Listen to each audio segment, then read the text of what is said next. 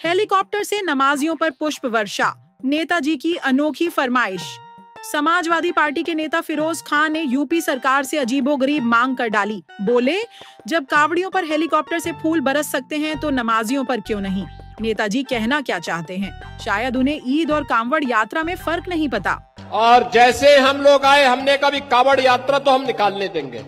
और बहन और भाइयों, आप देखते होंगे 4 करोड़ लोग जाते हैं, तिनका नहीं हिलता, और उल्टा हेलीकॉप्टर से पुष्प वर्षा करके पूरी यात्रा निकाली जाती है। ऐसी आस्थाएं जो हमारे यहाँ चलती हैं, जैसे कांवड़ यात्रा है, वो होती आई है, तो उसमें ये परंपरा काफी समय से चल रही है। तो इस बार लोगों ने हमसे अनुरोध किया कि पुष्प वर्षा नमाजियों पर होनी चाहिए। जो 30 रोजे रखता है, मुल्क के लिए तरक्की की, खुशहाली की दुआएं करता है 30 रोजे रखने के बाद में, और जब वो ईदगाह पे नमाज अदा करने के लिए जाता है, तो मैं समझता हूँ उसका हौसला, उसके दिल को बढ़ने के लिए हमारी तरफ से, सरकार की तरफ से भी खास तौर से मैंने माननीय मुख्यमंत्री से ही मांग की है।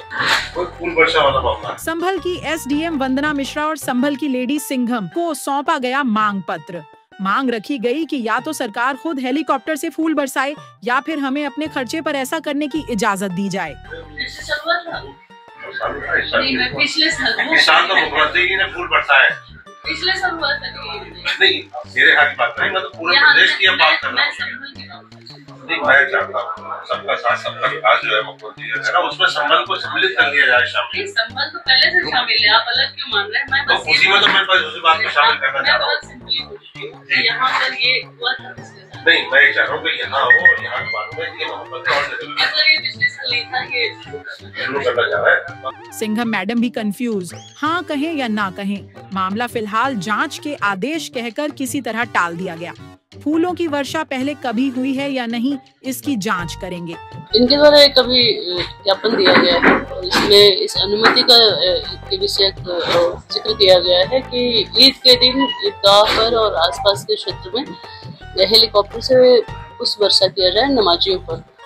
तो अभी उनसे मेरी बात हुई तो मैंने पूछा कि क्या यह पूर्व से यहाँ पर होता आया है, तो उनके द्वारा यह अवगत कराया गया कि पूर्व से यह नहीं होता आया है, लेकिन इस वर्ष वो शुरू करना चाह रहे हैं। तो हम लोग इसकी जांच कराएंगे, क्योंकि किसी भी प्रकार की अनुमति के लिए प्रार्थना पत्र आता है तो पहले जांच की जाती है, फिर उसमें जो भी निर्णय होता है वो लिया जाता है। तो जांच उपरांत इसमें कोई भी निर्णय लिया जाए। अनुमति मिल जाती है अलविदा जुमा और ईदगाह पे पुष्प वर्षा की, तो एक अच्छी पहल होगी है, और लोगों के मन में ये रहेगी कि जो सबका साथ और सबका विकास की बात और नारा है, तो उसमें उस चीज को कहीं ना कहीं जगह मिले। तो ये मैंने लिखा भी है और मैं अनुमति भी मांग रहा हूँ कि सरकार या प्रशासन कराए, और यदि अगर संभव ऐसा नहीं है तो हम अपने खर्च पे पुष्प वर्षा हेलीकॉप्टर द्वारा कराएंगे। अब कानून की किताब खोली जाएगी कि मुसलमानों पर फूलों की बारिश कराना संविधान में कहीं आता भी है या नहीं।